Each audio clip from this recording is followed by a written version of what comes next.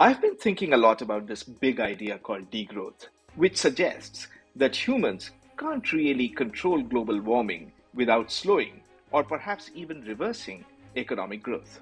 What it implies is that massive developing nations like India, or for that matter, 4 out of 5 people in the world, will have to accept lower living standards than the West. And degrowth assumes that really there is no way for people everywhere to aspire to a more prosperous life next year and the year after without destroying the planet. I just returned from a very exciting trip to a $3.5 billion power experiment in India, which gives me hope that the degrowthers are wrong. This is Greenco's project in Kurnool, in the southern Indian state of Andhra Pradesh, a barren, rocky patch of land about a 3-hour drive from the bustling Indian city of Hyderabad.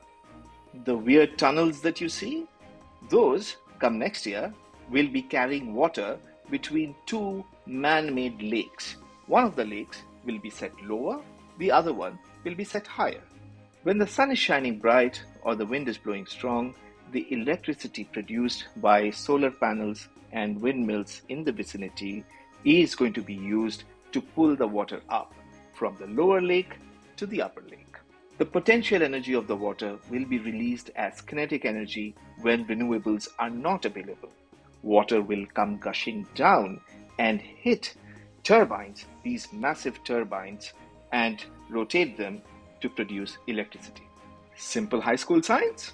You bet, but it has the potential to change the economics of the fuel of our future, green hydrogen.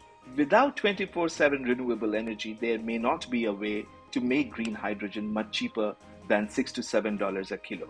But with it, it is entirely possible to lower the price to $3 or so, Greenco assures me. But how to make green energy available round the clock when the sun doesn't shine for 24 hours a day?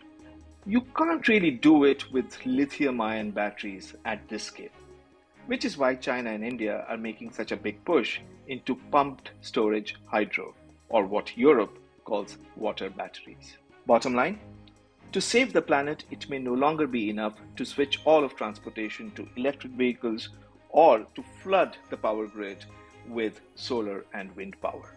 We must store renewable energy cheaply and intelligently to reimagine a new industrial structure minus carbon.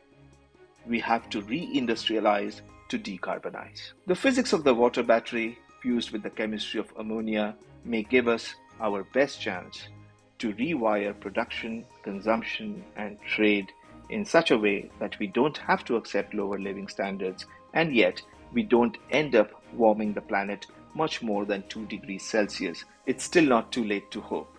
Degrowth doesn't have to be our destiny.